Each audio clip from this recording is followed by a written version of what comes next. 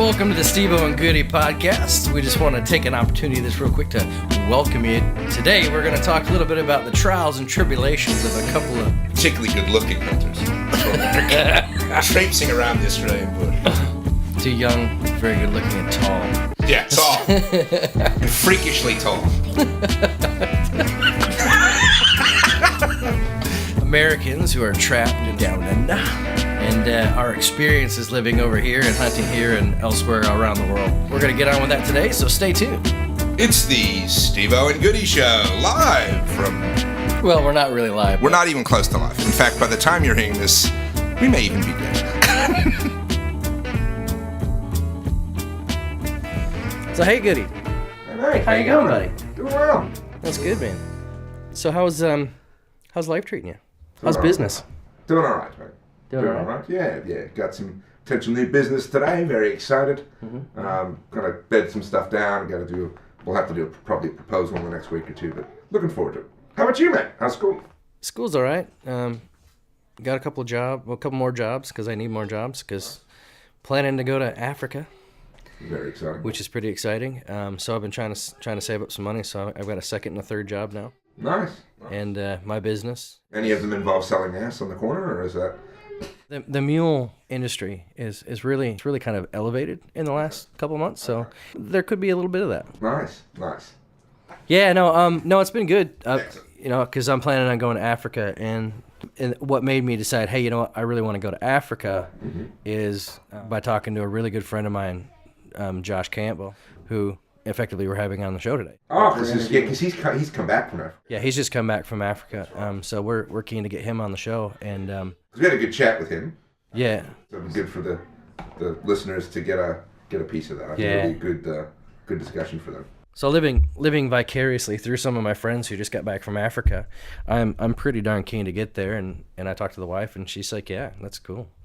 So she's like, save up some money. So I got a second and a third job at the moment, working for the university and also working for another school, and then obviously still running my company and selling some stuff on the corner there, but yeah, that's it. But it's interesting. I don't know how your business tends to be a little bit more. You're 100% focused on your business. You don't have anything else really going on aside from our podcast. No, and my family obviously, but that's right.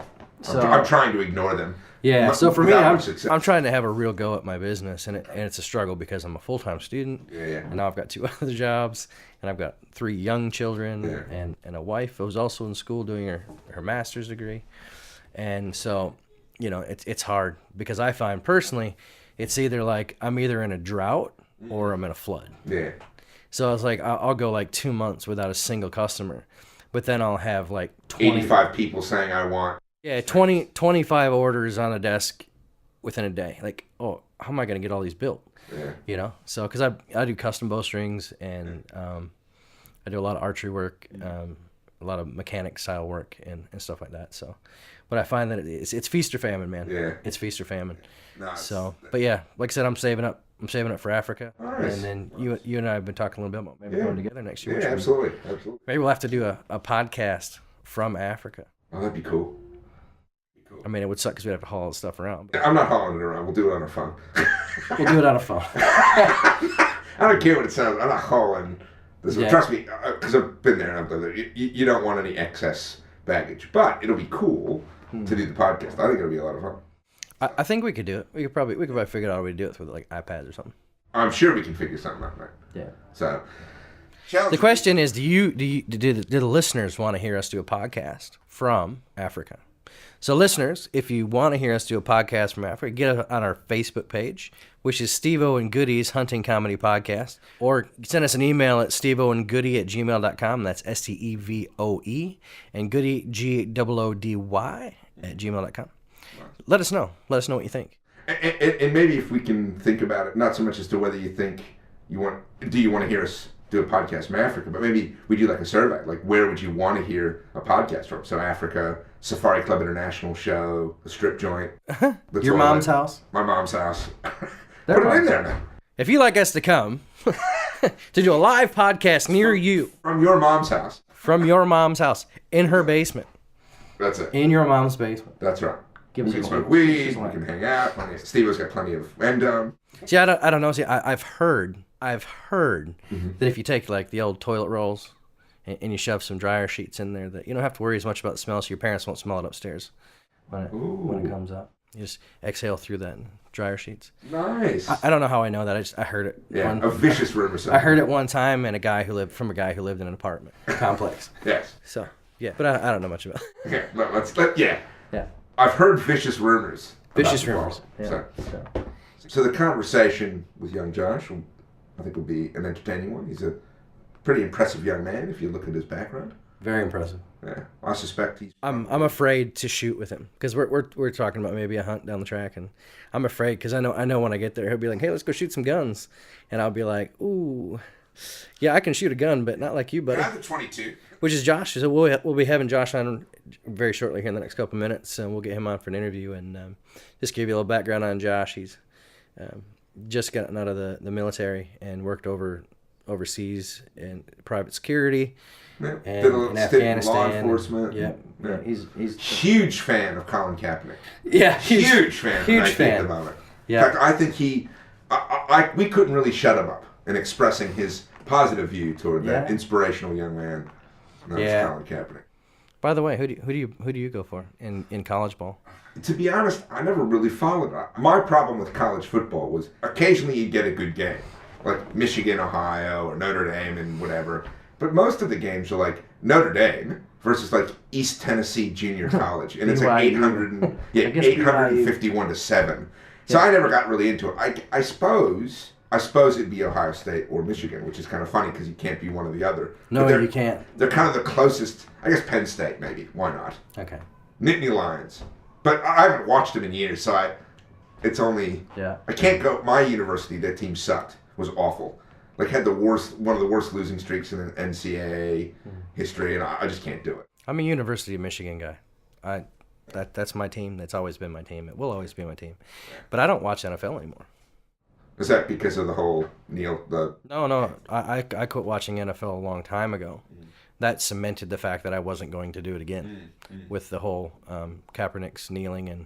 And I have no issue with people doing peaceful protests, which is exactly what he's doing. And I have no issue with his protest. I don't even care that much about the way he's protesting. What I care about is if I were to protest at work on the clock, I'd be fired. You're out. You're gone. Yeah. And so I don't think that should be any different Yeah, no, I agree. for him. And I think a lot of more commentators. Yeah. Is he running down the said this, street yeah. and No, turning yeah. cars over and setting stuff on fire and hitting people and hurting people? No, absolutely not. And I think that he has the absolute right to do what he's doing. However, I think that on the clock, Yeah. if you're going to step up to the big boys and swing the bat, you got to be willing to take the consequences. What's going to happen? And I think more commentators have said it better than I, but I think you're absolutely right. If you want to protest, then good on you. That's what America was founded on, essentially, the protest. While we're talking about Kaepernick getting this new endorsement deal from Nike, I think it's important to realize that Nike is probably shooting themselves in the foot a little bit. A lot of people, like a lot of the guys from the U.S., they think it's like, oh, they're going to lose 63 million customers. Well, at the same time, every country in the world, people wear Nikes. So I don't think it's going to be quite the impact they think it's going to be, but I think it's definitely going to make an impact. Look, Does it work well for Dick's Sports? They're gonna. Yeah, well, who's no longer Dick's Sports. But I think the other thing too is that they're clearly targeting a particular demographic that they think is going to be more lucrative in a higher growth category than the demographic that they're losing by doing this. It's a pure marketing decision. Yeah. My view is I won't buy them for a range of reasons, but I certainly wouldn't buy products now from Nike. Right. And see, I've always been a Nike guy, but I lately, particularly here in Australia, the cost of Nikes is ridiculous. The markups are crazy here, but I won't wear them anymore because of all that. I just think it's a poor way to invest.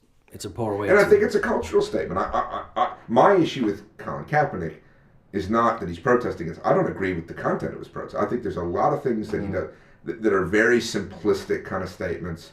And I don't think he or his supporters have really looked at a lot of the data. And when you break a lot of the data down relating to what he's talking about, it just seems bizarre to me. And it's hard for me to take the protestations of a multimillionaire, right, who's been supported by the then president at the time and all of the kind of liberal kind of elite to look at him as a Muhammad Ali, which is kind of what he's being compared to now. Muhammad Ali, stood up for something very clearly and sacrificed the best fighting years of his life specifically for that. Colin Kaepernick was a mediocre quarterback who just didn't get signed again. He was a bench sitter. So he didn't even... That's what I'm saying. He's mediocre at best. But while we're talking about the 49ers, I think it's appropriate that in the last 24 hours that we probably need to just make a reference about Jason Harrison, who was a former NFL linebacker, for the 49ers as well as the Broncos. And that he passed away in the last 24 hours after coming home from a sheep hunt. They're saying the diagnosis was that he had chronic traumatic encephalopathy. CTE, which is the disease that relates to football players, NFL players. Yeah, so what was that movie? Concussion with Will Smith. Yeah. I think it was the story of how that kind of got discovered by a Nigerian doctor who was the Pittsburgh Steeler? Not Lambert, I can't remember his name. I can picture him, but yeah, it started with his autopsy, and I think and again, I'm not a doctor, but the medical condition is that the brain, because of all the force and the traumatic kind of contra crew injuries. Yes. Basically looks like the brain of somebody who's got severe dementia, even though they're young. So he's basically it's the brain of an 83 or 85-year-old or something. And this guy obviously sounds like he had it. He said in the article that I read that he had some of the symptoms, but not obviously the worst. And I think the worst generally relate to a lot of emotional issues, suicidal thoughts, a whole range of mental health issues as well, a lot of violence as well as physical ailments. So maybe that cracked it. I don't know. I mean, who knows? There's a lot of rumors and stories kind of going around about what actually happened, from suicide to an accident to all kinds of stuff. But it doesn't. I guess at the end of the day, it doesn't really matter. It's just a person has lost their life, and that's something that we just want to say. So we just want to reach out and say hey to their family and just say, hey, our thoughts and prayers are out with you today. Absolutely. And Jason was a heck of a guy, and the founder of Kui Camouflage. Actually worked in the administration for President Trump as well. Apparently good friends with Donald Trump Jr. Yeah. They hunted together. I don't remember him as a football player. I didn't follow the Niners, but I don't, because he's roughly my vintage. Yeah. So I don't remember him at all. So I'm not sure. Yeah. I vaguely remember him, but that was kind of right around the time that I kind of stopped watching NFL football. And so my purpose for not watching NFL football is I would prefer to watch college ball because, one, they're not being paid to run out of bounds. Like, Deion Sanders and some of the other guys, but more because they're not being paid to play. They're playing because they want to make the NFL. They want to play the game, and I find that the games are better. Like they're trying a lot harder. It's not a whole bunch of guys just taking turns running out of bounds. Okay, and, interesting. That's why I like it. Yeah, no, I like college ball because of the pageantry and all that stuff as well, but I didn't like it enough to watch it regularly. And I remember when the periods where I would. Love the tailgate parties, too, for college ball. Where I went to uni, mate. I know I went to the game, I just can't remember anything about it. I remember starting smoking weed at the beginning. I remember the next day getting drunk or high and being told we went to a game. Was that back when you were a pretty hard lefty? Yeah. It's kind of interesting that your pot smoking era kind of ended as you shifted right. Yeah. Although I was still a lefty after I got sober. So, but it eventually stopped. Yeah. Which is interesting because we're going to have this conversation pretty soon with Josh, former police officer in law enforcement. So, we'll see. We'll see what his take is on your past drug interactions. Yes, we'll see. We'll see indeed. Have you ever dreamed of hunting Africa, but you thought it was just out beyond your reach? Red Sand Safaris is situated in the heart of the Bushveld in the Limpopo province of South Africa. With plentiful hunting opportunities in the African bush, along with its diverse bird life and natural beauty, Red Sands is a must for any adventurous hunter. Red Sands boasts a wide range of game, from the smallest and tiny of steenbok to the mighty and dangerous Cape buffalo. At Red Sand Safari, they not only cater for rifle shooters, but they also cater for the bow hunter. So no matter what kind of hunting you're into, they've got you covered. All you need is a spirit of adventure and good aim. Welcome to Red Sand Safaris, where professional hunter and outfitter Neil Becker will work with you on a personal level, one-on-one, to make sure that you have the exact hunt that you are looking for. If you're keen on getting this Africa dream going, contact us directly at contact.rssafaris, all one word, at gmail.com. And remember to leave us the country that you're living in so that we can get you out the correct brochure and price list. Is it time to make some dreams happen? I think it is. I'll be out there next year. Will you? So we got our first guest, Josh Campbell from Kansas in the United States. And we're going to talk to him about his recent hunt over in Africa and a few other little bits and pieces. And several petting zoos, but we'll and several petting zoos, and maybe his mom. Yeah, we'll talk a little later about that. Or at least we're going to talk about your mom, Goody. Yeah, so why not? Yeah, absolutely. So Josh, welcome to the show. Hey, thanks guys. Thanks for having me. Absolutely. Yeah, welcome, man. We're excited. We've been planning this for weeks now, so I'm so Australia, happy. man. That's good. Australia. Yeah, so let's just talk about you a little bit, Josh. I know you pretty well, but nobody else does, including my partner Goody over here. Yeah. So Tell us about yourself, man. tell us a little bit about yourself, particularly, your job previous to the one you have now and the one you have now. How about the one you have now?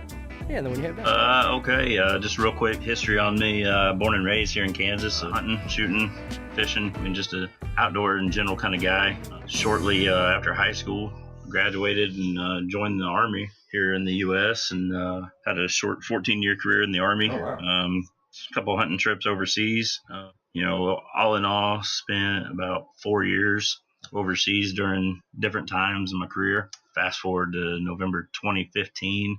My career was abruptly ended due to some medical stuff. So got out, actually joined law enforcement here in Kansas for about a year. Realized that wasn't going to pay the bills like me and the wife needed, so kind of missed it. So I signed back up to go back over to Afghanistan as a civilian and did some overseas security contract for a little over a year, and then got back home last October, where I now live the exciting life as a rural water operations guy. Just making sure everybody's got, good potable water, and kind of what's near and dear to my heart is just taking care of people, serving people, and I don't have to worry about getting shot at as much. Depending on whose water I'm shutting off, depending on whose water. Yeah. You shut the wrong person's water off, game over. But you always got to be ready. Okay. But lived kind of an interesting past 17 years, really. Kind of had a lot of fun, had a lot of ups, downs, and here we are now. You and I have been friends since about October, pretty much since you got home. Yeah. I mean, I've been on. Because you weren't working water yet when we met. You just gotten the job not long after we'd met. Yeah, I got back, the end of October, I guess. And then I actually started my job doing what I'm doing now in the beginning of November, or December, sorry. Yeah. You did law enforcement for a year, did you say, after you got out of the service? did law enforcement here in Kansas. Actually right now I'm still a fully certified law enforcement officer here in Kansas, although I'm not, affiliated with any agency. So, I don't have any authority, but, I can go back at, a local law enforcement agency and be good to go right now. So you're a military guy, law enforcement. So you're a big fan of Nike right now, I'd imagine. Oh, yeah. Tell us how you really feel about Hashtag Kaepernick. just do it, huh? Got some Nike toilet paper right now, so pretty big fan of that. Excellent. Well, it's interesting how that whole issue is portrayed in the media here, because I would imagine, without knowing your politics, you're probably more conservative than not. And it's interesting that the media here in Australia is by far more left-leaning than. Yeah. It's not left-leaning. It's tipped upside down. Yeah, we've got. It's ridiculous. I'll be honest. You turn on the news here, and that's all you see, and I get tired of it, so I don't even watch the news hardly anymore. Okay. I lived part of the news for so long. It's just like, why do I need to watch it now? Regardless of whether I watch it or not, it's not going to change anything. Everybody's got their views, everybody's got their way of viewing and the way of dealing with things. And, I fought for a long time to provide that for people. And I'm not going to intervene with the way they do it, unless they step on the flag in front of me, then that'll be a different issue. Yeah. So you did some military. You mentioned before that you went overseas to hunt during that time. Was that part of like when you were in a particular location for your military service and you got time off? You went hunting? Is that how that worked? No. That was actually deployments. I was made mention of hunting, quote unquote. Oh, sorry. Yeah. That hunting. Sorry. Yeah. He was hunting. Yeah. He wasn't hunting four-legged critters. He was Yeah. hunting the two-legged critters. Yeah. Tough to put on the trophy wall. By Hunting and being hunted. Yeah. Yes. What Not was your stuff for the taxidermist. what was your job over there? I was just a plain old ground pounder infantry guy. My first real deployment, 2006, I would have been a 23-year-old platoon sergeant. So, running an infantry platoon around the streets of Baghdad at that time. Oh, wow. Shit. Jeez. You've been around the block a bit. I'm trying to think too of many what I times. was at I'm 35, 23. but I feel 70. Well, you don't sound a day over 60, mate, so it's all right. I think you're okay. It's coming up. So it's funny because I think of my life at 23, and I think my biggest responsibility was where I was going to buy weed. Like I can't imagine actually like, being responsible for a group of people, right? Like, that was... So Yeah, it's funny. It's funny because then fast forward, go to law enforcement academy, and here I am, sitting in the back of the class at like 30. I think I was 33 or 34 at that time. I'm sitting in the back of the class looking at all these kids, and they're 21 because you got to be 21 to be a certified law enforcement officer, and I want to judge them and be like, man, where you guys been under a rock, But then I rewind and I'm like, wait a second, my 22, 23-year-old life was not typical, So. Yeah. Kind of had to take a step back and just realize I was the old man. It's a sad realization, mate. Steve-O's going through that at university, and I'm going through it at work. Yeah. That's terrible, So, man. Yeah. Wow. We were young once, mate.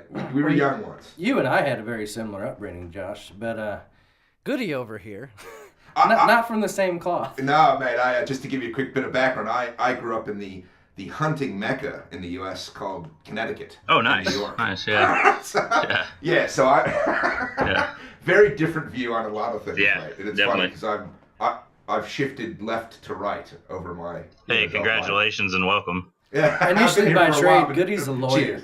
Yeah, I'm a lawyer by background. Whoa, I ran for whoa. political office in the U.S. for a little while. Yeah. So I'm very different kettle of fish. Family of lefties. My cousin and I are the first conservatives that came out, and it was actually quite funny because their view of everything was it's just something we did wrong. Like the stereotype of like you're like the first straight couple out, yeah. That's it. I remember it. It was very funny. So I have a very different view. Yeah, like a coming out and everything. Yeah. That's it. So anyway. So So my view on military used to be very different. Now, that's why I think at 23, it's pretty impressive that you were running a platoon. Yeah. Like that's bloody. That's Absolutely. Well, I bloody mean, impressive. by that point, though, I already put in a lot of work. My first day of basic training was 9/11. So for a guy that joined the Army to do the job, it really wasn't, I didn't join to get away from anything. I didn't join for college money. I joined to do a job. And so that kind of, escalated the situation a little bit and advanced the process of that. Jeez, mate. I remember that day. That was Oh man, I was living in Australia at the time, and I remember that day very clearly. I lost because you think about that area, that's where I grew up. Yeah, that's a close area, definitely. I lost a couple of friends from high school. My college roommate was in the building, but lived. But I think he's kind of emotionally quite messed up. So Yeah, definitely. It's a very emotional thing, and it's good to hear that you took some action.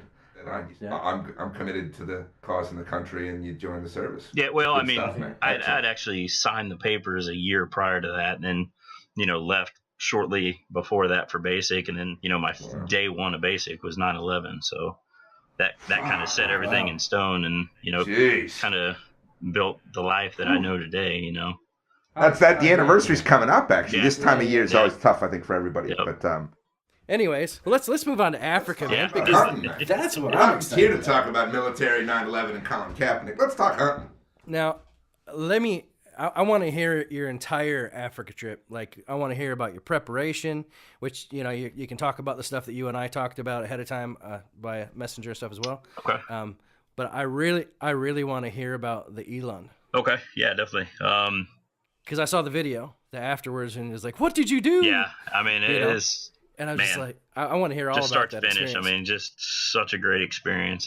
Let's just rewind back to November around Thanksgiving here last year. Matt Team I Hunt Fit coach put it up on the Facebook page. Hey, you got 2 slots for Africa. Who's down? Who wants to go? And took it to my wife. We were at her parents for the holidays, and I said, "Hey, babe, the big question. Hey, babe, check this out."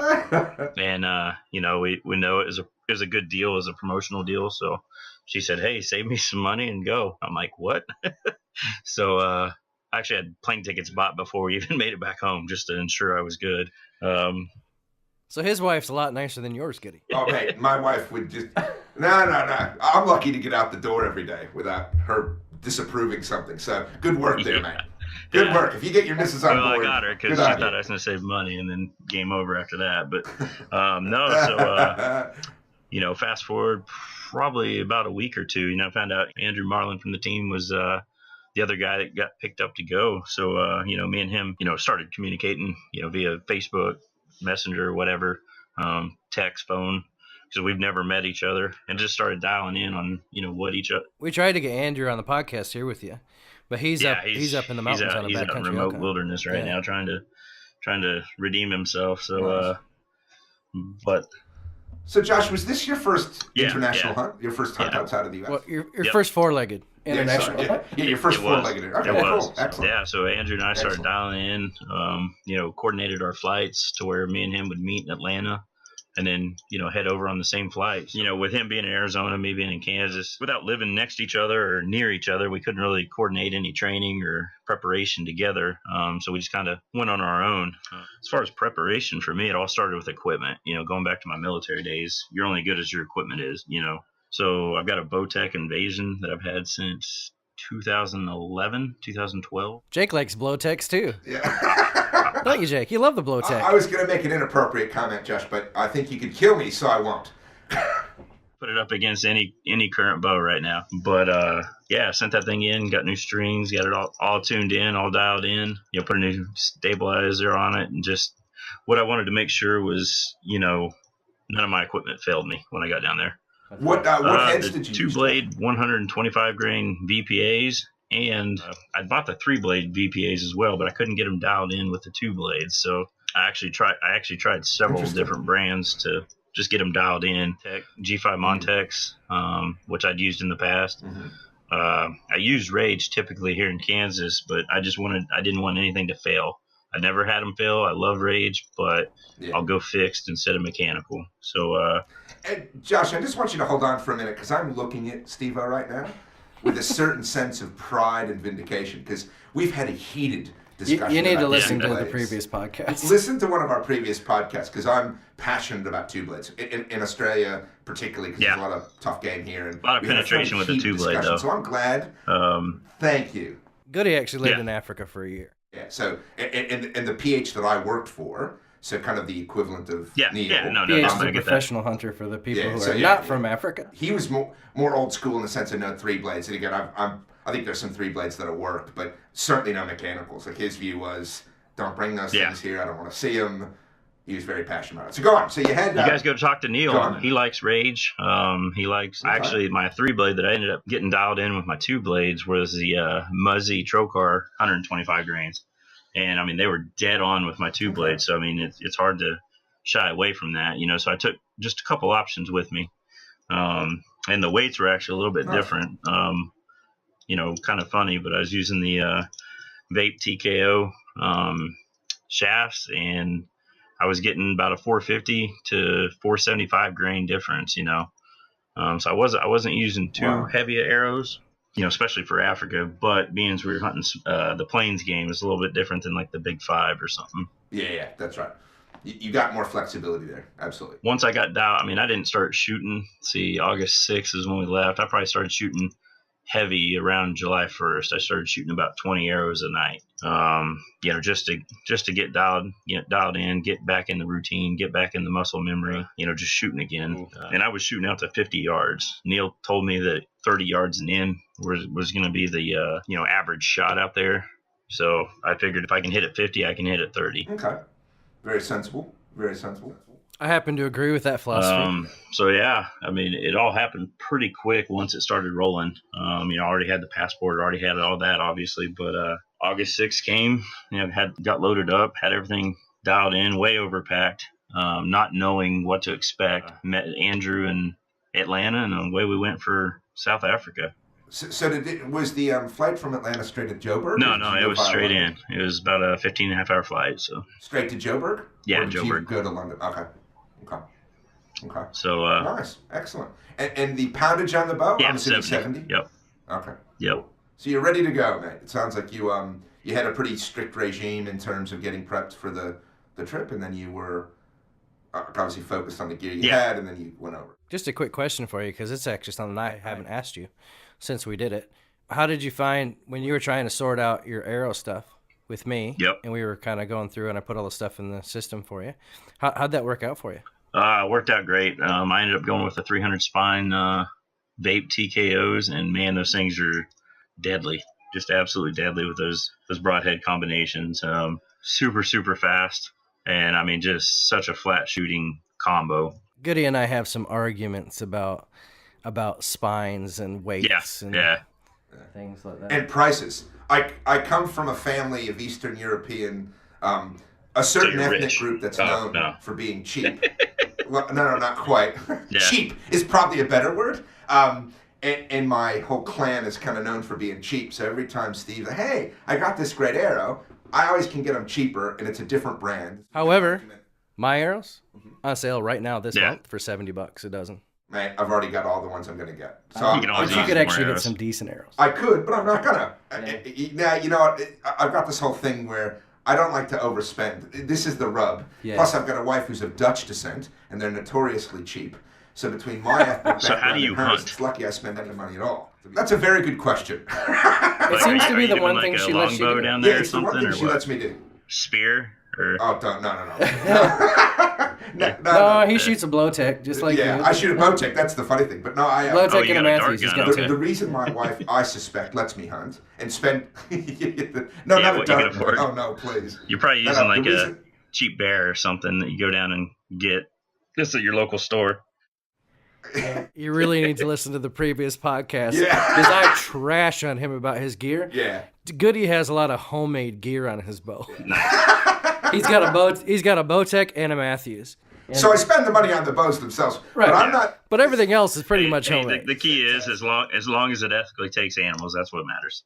So to answer the question about how Goody I can Shade Tree bow mechanics. yeah.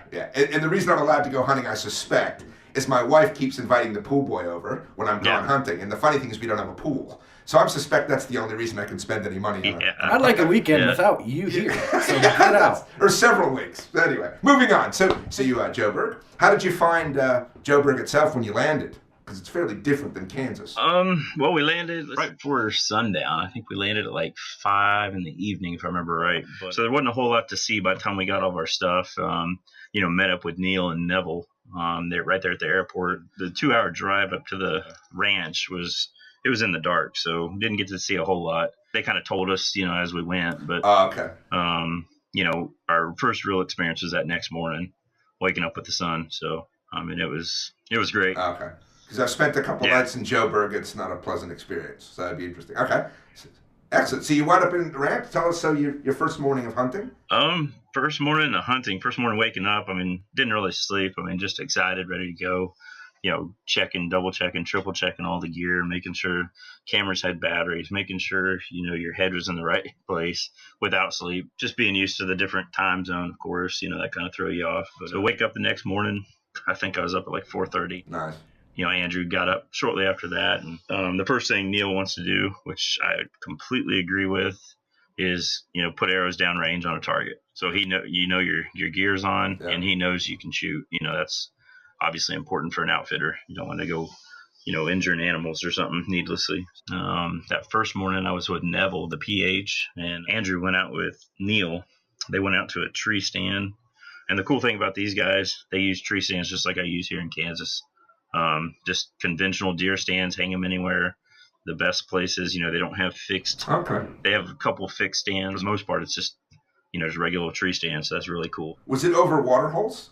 Did they put them over water holes typically or not? They had water troughs. They had reservoirs because, it's so dry there. And then they had like gravity fed, troughs and stuff. But other than that, where we on the ranch, there wasn't that many water holes that had water just because it was so dry.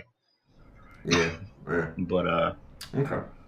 Neil did mention that to me that he only has bow hunters out June through August because it's the dry season, yeah, and that way it's easier to get them in close. yep, yeah, it's a different beast out there hunting for sure.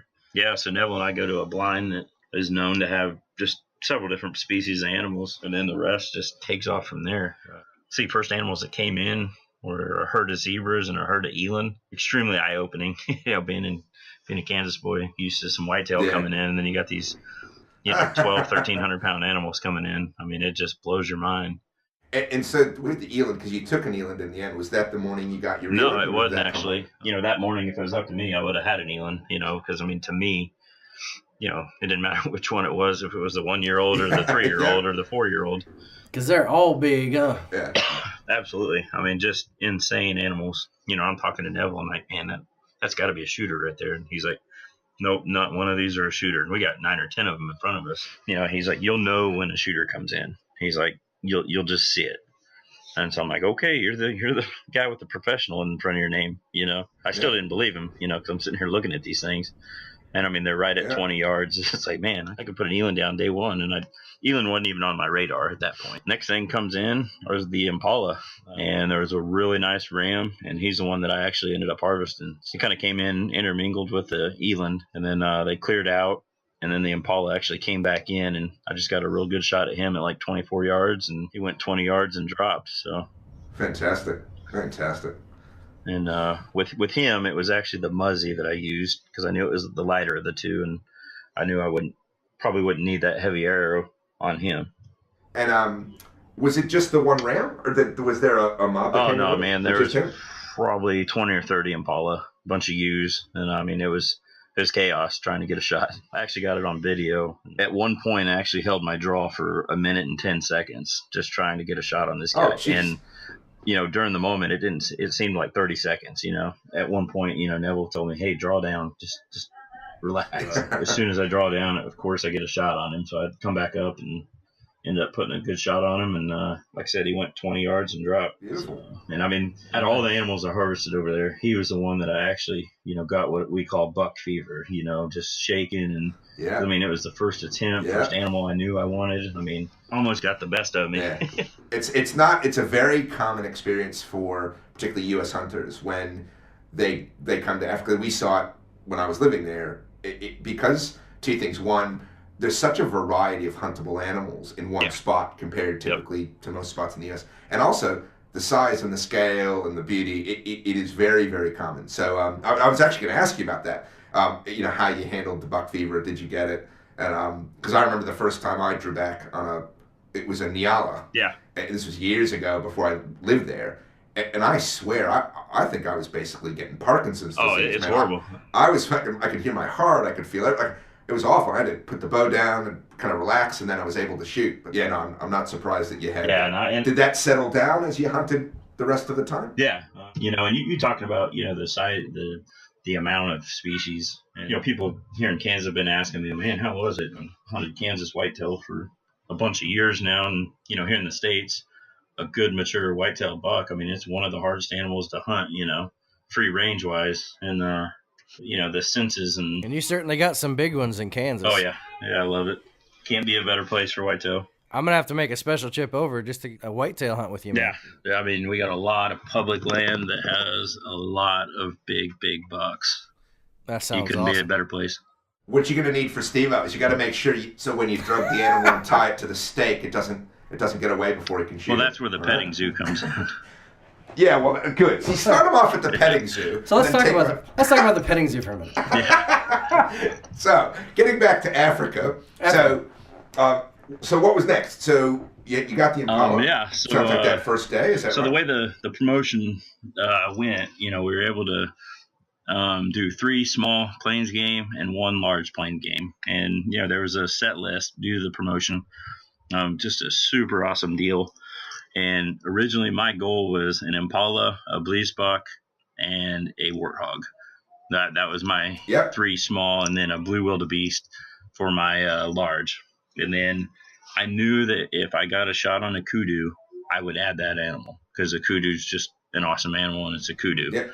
Not many people get a chance to harvest a kudu with a bow. Mm-hmm. And yours is beautiful. I love Yeah, it. yeah. So, and Neil knew that. Neil and I had been talking for about 6 months, and he knew that a kudu was my goal animal, outside the planned hunt. So he'd actually sent me a couple trail cam photos of this monster kudu, just a couple of days prior to us getting there. And I was like, yep, that works for me, man, if it's a shootable animal. And, in Neil's words, he would shoot that kudu Monday to Monday. So I'm like, man, obviously a shooter. But we go back out that evening. Neither of us harvested any animals. Good evening hunt, but the weather was just uncooperative for the most part the whole time we were down there. So we go out that next morning. Neil says the weather's going to be good for the kudu stand, is what he calls it.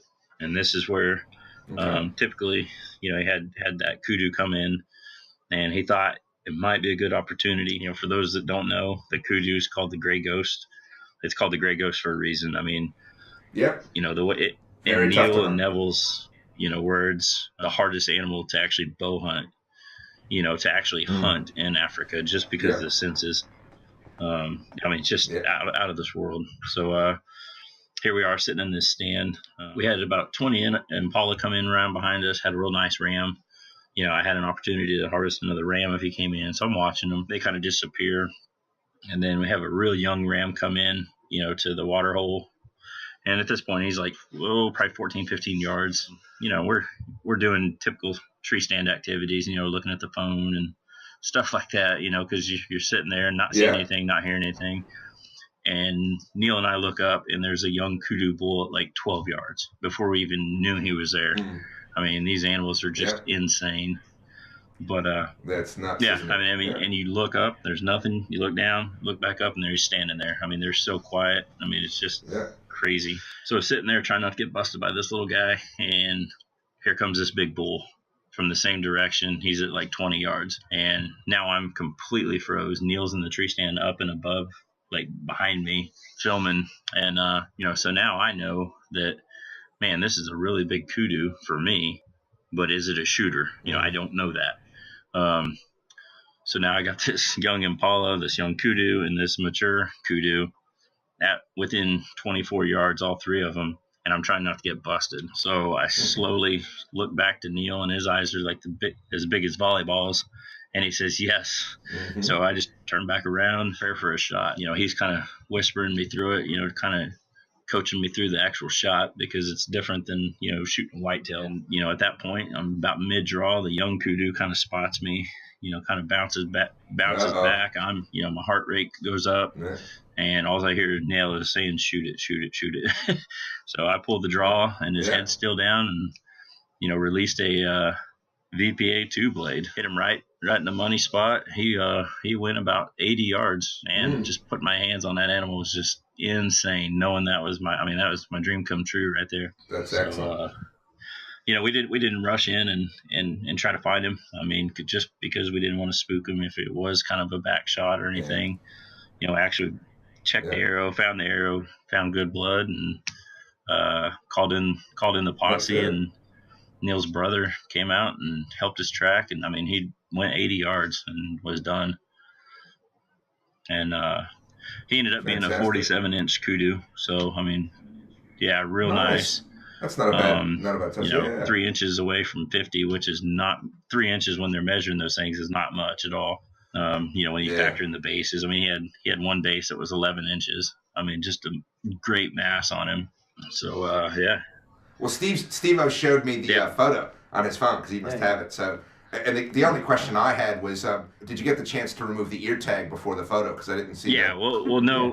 when we walked in, Neil actually had him all chained up, so we just fed him. Good. Read him his rights, and then dealt with him later. That's it. Excellent. Yeah. See.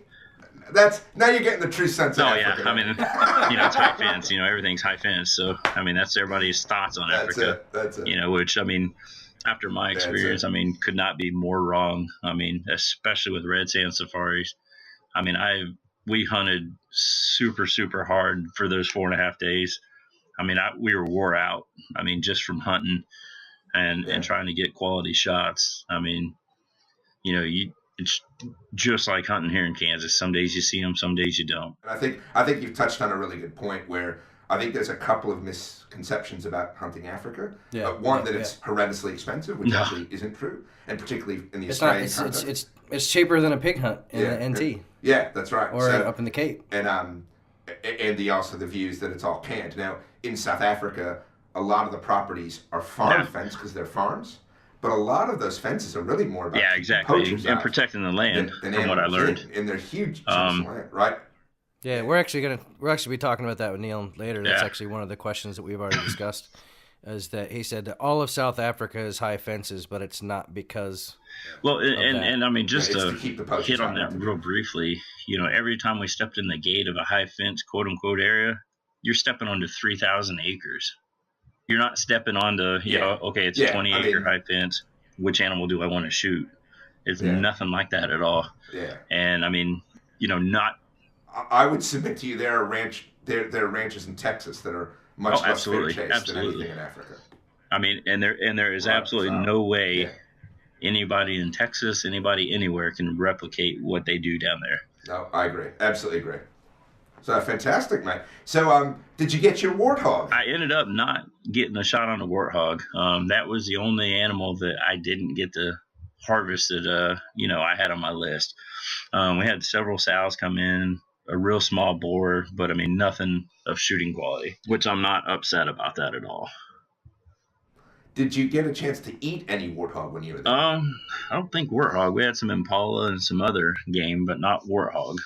Because that's my favorite game, and I'm always interested in people who've had it, how they feel about it. Because we were able to knock one over, or had a client that knocked one over and had that backstrap that day. And I'm sure it was, I'll tell you what, it was lovely. It was absolutely lovely. So tell us about your big one. Okay, so fast forward to the night of day 4, which was the last full day we had to hunt. By then, I'd already got my, went out and got a blaze buck. That was a real quick hunt. And then fast forward to the afternoon, I was ready to sit all day, trying to find a blue wildebeest. That was my goal for the day. So we went back out to the blind where I had previously shot my impala on day 1. And, we're sitting there. And we were me and Neville probably put in 3 or 4 hours in that blind, and not seeing anything, nothing. Actually, I think we had some giraffes that had walked by, but, that was it. Next thing I know, I kind of look up and here's a blue wildebeest coming in. And by this point, I'm ready to shoot whatever, just so I said I can say I shot a blue wildebeest.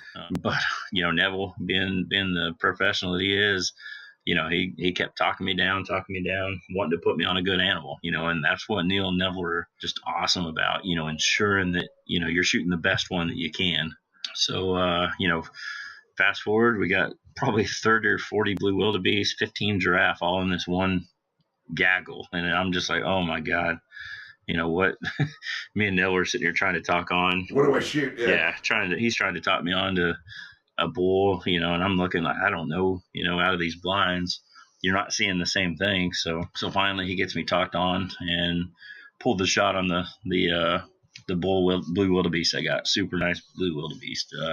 20 yards, and I hit him with a VPA as well. So, we're sitting there, and the wildebeest kind of hang off. They push off, obviously with the shot, and they're not quite sure what happened. So they kind of push off, everything kind of settles back down, and then Neville, who's sitting over at the right side of the stand, he looks at me, and he's like, big eland.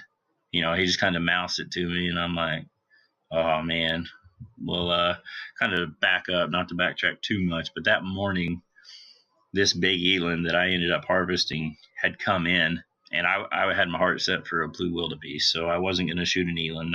It wasn't on my radar still. But Neil, this thing was in front of us for 45 minutes, and I had Neil trying to get me to shoot that thing for 45 minutes straight. I'm looking at it right now. I don't know what held you up, buddy. Because I wanted a blue wildebeest. Yeah, fair enough. I was still trying to talk myself into, buying another animal on top of the kudu, or more importantly, how I was going to sell it to my wife. And yeah, well, that's the big issue. Neil and I had this whole plan. I mean, while this thing was standing in front of us, he's like, "Well, you shoot it, just don't say anything until you get the crate, and then here's eland head and be like, where'd that come from? That's easy, But, Neil went as far as standing at the back of the blind, picking my bow up and showing me exactly how easy it would be to shoot this thing. But, I held out, Jeez. and I got some pictures of him. So fast forward now, got the blue wildebeest on the ground that evening. And here's Neville saying, oh my God, here's this big eland bull coming in. Well, it turns out to be the exact same bull. And, he wanted to die. He wanted me to shoot him. It was destiny. So, Neville, him and I had seen more eland together than Neil and I had. And Neville just looked at me and says, you remember when I said you'll know a big bull when you see one? This is him. And this is an eland bull that they hadn't seen previously, big mature one that, got that big for a reason. But, I thought about it for about 2.5 minutes. And, I looked down at the bow, and the only thing I had left. Was that the longest 2.5 minutes of your life? Because, I still had these zebras out there. I still had these wildebeest out there. And then you had this like monster of a dinosaur animal standing in front of me. I told him, I was like, it's going down. I'm doing this. So I knocked another arrow, and this one just happened to be my last muzzy. Drew back, put it in him. And, mind you, by this time, it's like 12 minutes before sundown. Not the ideal time to shoot an eland. I had plenty of shooting light, but, an eland, for everybody that doesn't know, is what they said the hardest animal to actually kill in South Africa. Just beyond very tough animals, very durable. What they had said previously, the previous 4 that had been harvested with them, one before me, about 2 weeks before me, was shot broadside with a 308. Just bad luck, and they never found that animal. And then the one prior to that was shot 4 times with a 240 grain 8mm Mauser, 4 times before it actually expired. And here I am with my little muzzy, 125 grain, 12 minutes before shooting lights up. And so I think I had Neville worried, and then seeing the look on his face, then I had myself worried. Like, man, what did I just do? Did I have a good shot? You start replaying everything instantly. Just the way everything developed, we ended up not having, the footage. We didn't end up getting those 2 animals on footage, but so we didn't have anything to review. We gave it about 30 minutes, went out, found the blue wildebeest, walked over to the truck, went over and picked up Andrew, Neil, and Andrew got a blue wildebeest that night. So super good night for us. But so we went and picked them up. And at this point, we hadn't told them that I knew we had a wildebeest on the ground, already laid hands on it. And oh, by the way, it's late in the evening now. It's really dark, and we have to go find an eland. We hadn't even told them that. So I told it, we got Andrew's put in the truck, and I said, hey, man, congratulations. I'm going to go pick up my wildebeest and look for my eland. And Andrew's jaw just dropped. Boom. He's like, what? Are you serious? He was happy. He's like, man, that's awesome. Great night. So we head back over to my blind. And by then, Neville and I, before we'd left, we'd actually already found the arrow that I hit the eland with, found a blood trail to the road where it crossed, and that's where we left it, just so we kind of had an idea where it crossed the road at. Yeah, so we head back over to the blind, load up my wildebeest, and then pull out the headlamps and start tracking this eland. Mind you, the wildebeest went like 70 yards. So, good kills all the way up till then. Hit back on the trail. We'd actually put the arrow in the ground where we knew the trail ended at the road, picked up the trail, and then probably another 40 yards or so, we came across really good pools of blood. And 20 yards after that, there's a dead eland. They both said that that was the first through and through with an arrow they'd ever seen on an eland, which is wow, good. Those things are like 4 foot wide. Most people are like, oh, that's because of the superior ballistics of your I don't know, his superior luck. But yeah, that's it. Yeah. Just trying to toot my own horn just a little bit. But, it ended up being that, and then that was the first eland out of 5 that had, been killed with 1 shot. So, and the other 4 were with rifle. So, that tells you a little bit. But, this thing ended up going like 120 yards. When Neville and I actually walked out on the road, we'd only walked like 40 yards from it, didn't even know it. Yeah, just laying hands on that thing, and just walking up. Every hunt's emotional to some extent. Some of them don't show as much, but man, that that was an emotional point. I mean, yeah, the sheer size of that animal just. They're magnificent creatures, man. No, I saw the footage. I've seen the footage of you walking up to that. And I got to tell you, it touched my heart a little bit. Just a little bit. He's crying. Steven's crying right now. He's a blubbering mess, man. Yeah, but I ain't gonna lie. As soon as I laid hands on the animal, I shed a few tears. I mean, it's it hard was not to, man. just overcome with the emotion. I mean, just being successful. You know, everything I'd learned about that animal, just and seeing it that morning, seeing just knowing everything I knew at that point about that animal, and then you don't really get a respect for how big it is until you stand by that thing. Yeah. And Neil actually just a couple weeks ago told me that they ended up getting 700 pounds of meat off that thing alone. Wow. And what it's too bad you can't bring the meat back. You know what I mean? Yeah. Oh my gosh! Could you imagine how many chest freezers you'd have to freezer. buy? You'd have to have like 6 or 7 of them in the shed. Yeah. Oh yeah. And what's amazing about eland is how athletic they are. I mean, they can jump an 8-foot fence, and you think anything that can shift that much weight over an 8-foot fence is pretty bloody impressive. Yeah. Because we had them. Yeah. Because this thing's. Standing. This thing was like 7 foot at the back. It's nuts, isn't it? I mean, it's people don't understand, and I didn't understand it. And even looking at my videos, looking at my pictures now, it doesn't do it justice. I watched probably 6 hours of YouTube videos before I went, just watching shot placement, watching how the layout of things, and none of it prepared me. Yeah. For what I experienced. Yeah. Now, you correct me if I'm wrong, but if I remember right, the conversation went something like this. Andrew had a camera in his hand, was saying, "What did you do? What did you do?" And then that was actually Neville. Yeah, that was actually Neville. Yeah, he said, "What have you done?" And then you kind of came up and with kind of tears in your eyes, and you're like, "I've just killed a monster." Yeah, I've shot a monster. Yeah. I mean, oh man, and that was me. That was literally, and it was kind of cool how it played out. We came up on the pools of blood, and I mean, there's a little bit of lung blood in it, so I was like, okay, that's a good sign. It happened to be me that looked up and saw him. I mean, 40 yards, and saw him under the headlamp, and I just pointed him out. And I gotta remind you guys, I mean, obviously Neil and Neville and I had never met before this, this hunt, but also Andrew. So there's 4 hunters out here in the middle of the woods, sundown, looking for an animal. We lay eyes on this animal, and I mean, there was hugs, high fives. I mean, just sheer emotion passed around, in that first minute after seeing him on the ground. It didn't matter who released the arrow, but we all felt the same. That's crazy, man. That's a magical moment. That's a magical moment. And that's the moment we shared, with this hunt. And it is actually kind of funny because Andrew, I think on his Instagram, had shared a picture of him and I with this eland.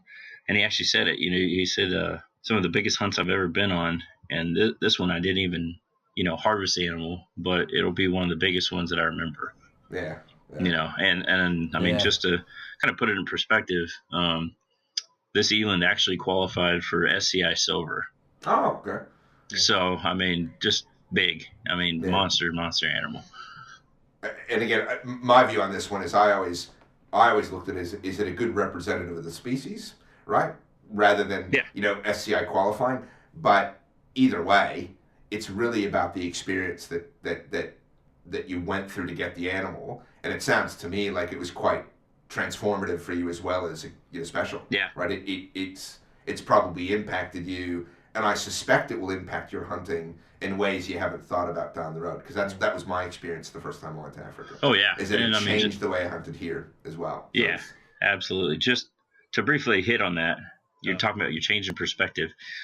I did a couple short videos, the whole time I was there. We'd do something in the morning, do something in the evening, and then my last morning, I kind of did just Neil dropped me off at this tree stand, went to park the truck, and I did just a real quick little clip, on my phone, just talking about, kind of reviewing the past days. And I kind of hit on that, this forever changed my mentality of hunting, and I hadn't even harvested that eland at that point, Or actually, no, that was the last morning. So I had harvested him that night before. I stand corrected, but exactly what you said. Yeah, it's quite special, and it's I'm glad to hear that it wasn't just me. I mean, obviously, I've known other hunters that have gone and felt the same way, and I'm glad you're talking about that, because I think I try to get people in Australia to go, and there's a couple of different mindsets in Australia that are probably different than American hunters, but part of it is it will just change the way you think, and that's always a special thing, right? Yeah. So, Oh, absolutely. Excellent. Now, just a quick question for you: Did I remember right that you guys had some customs issues? No, Or airport issues or something? No, that was me about the cocaine going to New York. Oh, that That's was a you. different story. Yeah, that's Or what it you could have been Bob. It could have been Bob with a stabilizer filled with cooking oil. Yeah. Haven't you watched Blow before? Come on. Yeah. That's right. But no, everything was fluid for us. Yeah, I was just going to say, because oftentimes with bows, it's less problematic. I know a lot of guys have had issues with guns coming in, particularly to... Yeah. Well, I know currently they're having a lot of issues with guys who are taking their bows overseas in Australia and coming back. And when they get here, they're getting hassled by customs here. Okay. Because I just heard a story very recently about somebody who came through and that they thought the broadheads were explosive. Yeah, that's a good point. Yeah, because they Too have much no Rambo. idea. Yeah, that's it. And so they're like, "Oh, they're explosive, so you can't have them. They're listed, and we're gonna have to put you in prison, and blah blah blah blah." Yeah. And so That's they ended more up, strain. they ended up Customs, calling the not rather cops. than- Cops ended up coming. Thankfully, one of the cops was also a bow hunter, and he's like, "That is You just guys you are couldn't idiots. stop laughing." Yeah. But the thing is it's just not a thing here. People don't understand it. People because- don't know, and they're scared of what they don't know. Yeah, it's not like being in the States where even if you're an anti-hunter, you know what what bow hunting hunting is, right? Yeah. You're not a yeah. moron, you know. So let me ask you then, and I'm sure you've probably been asked this. I'm assuming you'd go again? Oh, absolutely. I'm already. opportunity- Yeah. I mean, I went over with that hunt, with the mindset of this is a once in a lifetime hunt. I'm going to make the best of it, and I'll have memories forever. Day 2, Andrew and I woke up and we're like, we're coming back. Yeah, yeah, that's it. I mean, after my experience with Neil and Neville at Red Sands, I won't go back with anybody else. I mean, that's just how awesome they are. Cool. Now let me ask you the flip side of this question, because I'm always interested. What didn't you like? Not necessarily about Red Sands, because it sounds like they were pretty switched on. But what didn't you like about the experience? What was the thing that kind of either disappointed you or It was kind too of hit quick. you in a way you didn't expect? Okay, all right, Yeah. fair enough. That's all right. No, honestly, I could not. I mean, to answer your question honestly, I cannot think of a single thing that disappointed me about the hunt. Fantastic. And I mean, that's a lot of always a people would good be like, "Oh experience. man, that flight's so long." I've flown those flights a long time, so that didn't bother me at all.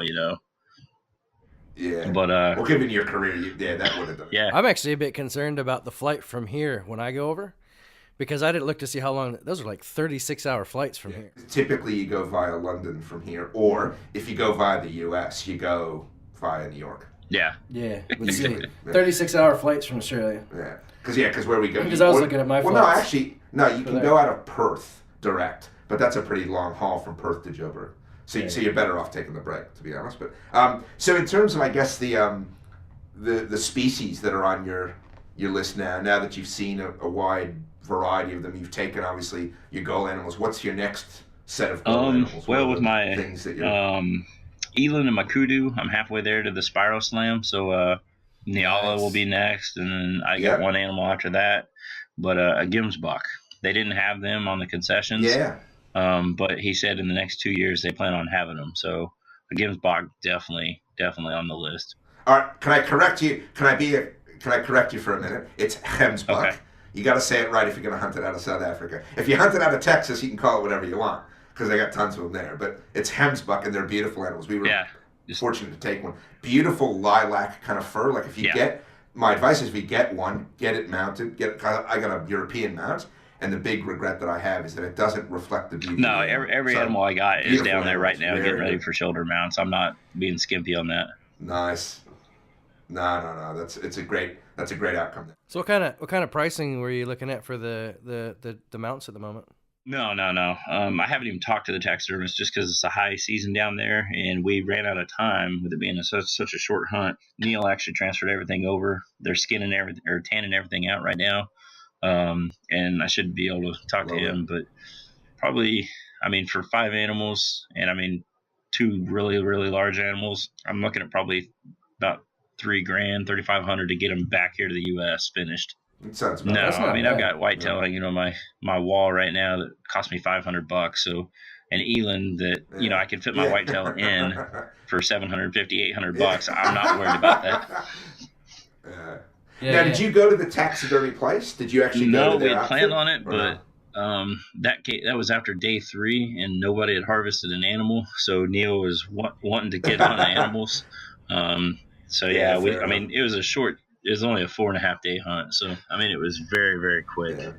Because one of the things that's amazing there is because labor is relatively cheap there, and I'm sure you would have had staff all around taking care of laundry and skinning and all that stuff.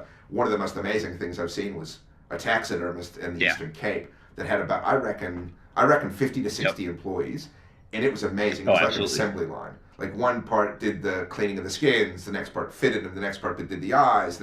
So the amazing thing, if you get a chance, I don't know if we can talk to Neil about this, is to actually get footage of your animal being mounted. Like process, that. It's actually quite an amazing process. When we went there, some Russians had shot a couple of lions and some elephants, and they were getting full. I mean, I'm sure they were gangsters because they were getting full body mounts, and the whole process by which they did it was. Maybe. Yeah, that's right. That's exactly right. They either knew Hillary or in collusion with Trump, no matter which end of your politics are, right?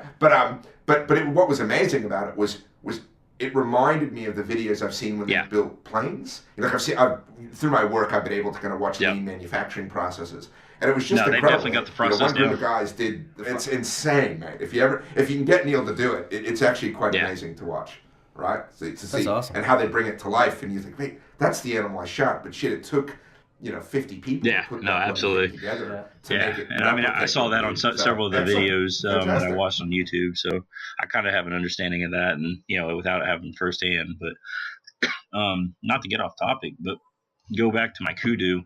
The cool thing about that kudu is that it was actually the one that Neil had previously sent me a picture of. So so I mean, super, super cool. Wow. I mean, we were able to identify it from kind of a worn-off tip. So you've got some living pictures, trail cam photos, which is nice. And I've seen I'm sure they didn't have the leash on in the trail cam photo. I've seen the photo that was taken from the blind before the shot. I've seen that one. That's a great shot. Yeah, I actually that was a still shot of the video. I'd actually just kind of played with it while I was there. And I got the one right before the arrow left, and then I actually got the one where my luminox illuminated, so there's kind of a red streak going towards the kudu. Nice. That's excellent. And I mean, in terms of, I guess, the international hunting bug, because one of the things I see with a lot of Americans that I talk to, when I go back to the U.S. from time to time, is if they haven't been to Africa or overseas, they generally kind of have a view of, no, I'm happy just hunting here. I hunt my whitetail. I got my favorite stand. I do, the rest of it. Right. And then the Americans that I know that do hunt generally get a bit of a bug to hunt again. So you've talked about going back to Africa. Have you thought about hunting anywhere else in the world? Have you done any kind of research into South America or Eastern Europe or Oceania? Not necessarily anywhere in the world. I want to go back to Alaska and be successful up there. I actually lived up there a couple of years with the Army, and the Army schedule and the hunting schedule just didn't work very well. So other than South Africa, I mean, there's really not. I mean, because you get out into like the stands for some big rams or something, those get really pricey out there. So knowing what I can do in South Africa for the amount of money involved, I mean, it's hard to beat. It's good. It's a good value for down money. there. Absolutely good value for money. To put it all in perspective, I went down there, and I know not every hunter is successful, and lucky enough to do 5 animals in 4 days. But and even adding those 2 animals, I had less money in 5 animals by the time I get them all back and done with the hunt than going out to Colorado here in the U.S. for a guided elk hunt. And I mean, you might not even see an elk. Living overseas, we tend to look into hunting in a lot of countries, mostly just because we live overseas. So we're more into probably looking into that than you guys are. But yeah, if you ever want to come around and do like a New Zealand hunt, I was going to say, if you're into deer, man. Yeah, red stag would definitely. And they're not. Be awesome. We got stags here as well. Yeah. Yeah, the red stags are a little bigger in New Zealand, but we've got a fair. But it's not New Zealand. The landscape and everything. Yeah, it's a very different landscape, different kind of hunting as well. Yeah. But it's like for us, like from where we are, it's like if you catch a good sale, we can get round trip tickets from where we are for $350. Yeah. And there's no hunting license there. Yeah. Unless you're using a rifle, and then it's $50. So you're laughing. Yeah. But given you're like you're a military kind of real man kind of bloke, right? Yeah. Get them up north, mate. Get them in the territory. Yeah. We'll Doing sort it them up, out. up in the Northern Territories, you got to know somebody unless you're going to pay a ton of money to hunt. But That's the bad thing about hunting in Australia is there is no real public land to hunt, and the majority of it, you got to pay to play. You got to pay to play. Or worse, actually, you have to know the hunter, and he has to let you on. He may not charge you, but if he's let his cousins, nephews, mates on for years, he won't let you know people to know people. At least if you pay, you can get on, right? But it took me 6 years to get a place to hunt in this country. Yeah, that's about the average. Yeah, most people say 8. Luckier, but yeah, but you were over New South Wales. New South Wales, a little different scene there. And they have some. But but in terms of experience, it'd be interesting to get, because again, I think because clearly you're fit, you've been in tough situations. I think a week in the territory or in Cape York, which is for your benefit, Josh. It's the pointy bit at the top right side. Fantastic pig hunting up there. Feral bull. Right on. There's nothing quite like hunting a feral bull, right? A wild bull. You got to listen to our previous podcast, because we talk about a lot of this stuff. That's it. Yeah. So mate, we'll get you down here. But in the meantime, I'd encourage you to go back to Africa as soon as you can. As soon as the missus gives you the okay, man. Oh yeah. There's nothing quite. Well, like the other thing definitely. is, if you guys ever want to come hunt Australia or New Zealand, you come, bring the wife if you want, and leave the wife. No, don't bring the wife. Let's not play around. Don't bring your wife. She'll understand. Yeah, I've actually got a real good friend that's been to New Zealand, and him and his wife both bow hunt. Both got awesome 2 red stags each.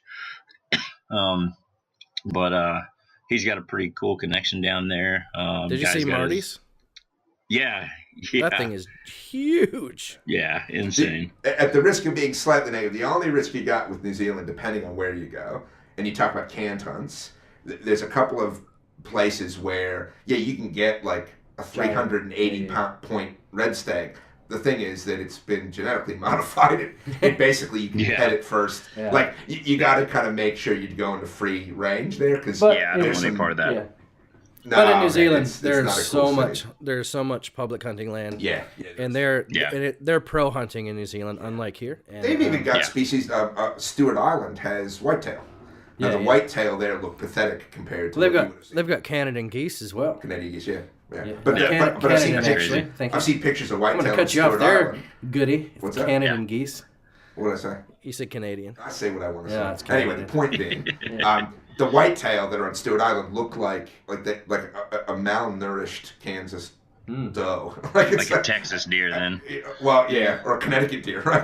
They look really pathetic, but it's kind of interesting when it's one of the South Pacific Grand Slams is to get the whitetail. I think. Now, correct me if I'm wrong, but there's not a single species on New Zealand that is actually native, correct? No, there isn't. And the same thing with Australia. Not huntable species. Anyway. The native game in. I think you can do some native bird shooting in New Zealand, but the native game there is all introduced, or the native game's unhuntable, and the huntable game is introduced. The same thing with Australia.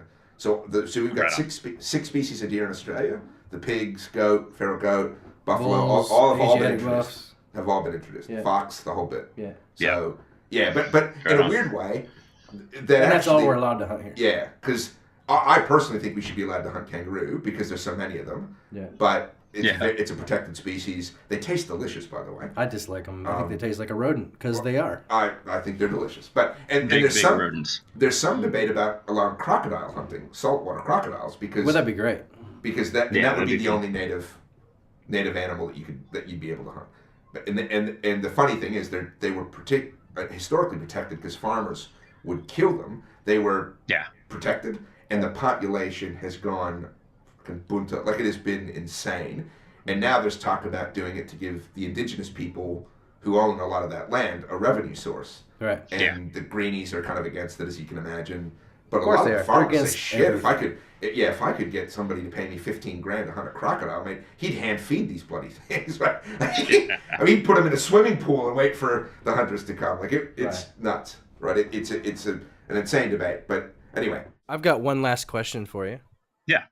With your upcoming hunt, I mean, because you're coming into season. Are you in season now, or are you not 2 quite? weeks. The 17th. 2 weeks. You excited? You ready for whitetail?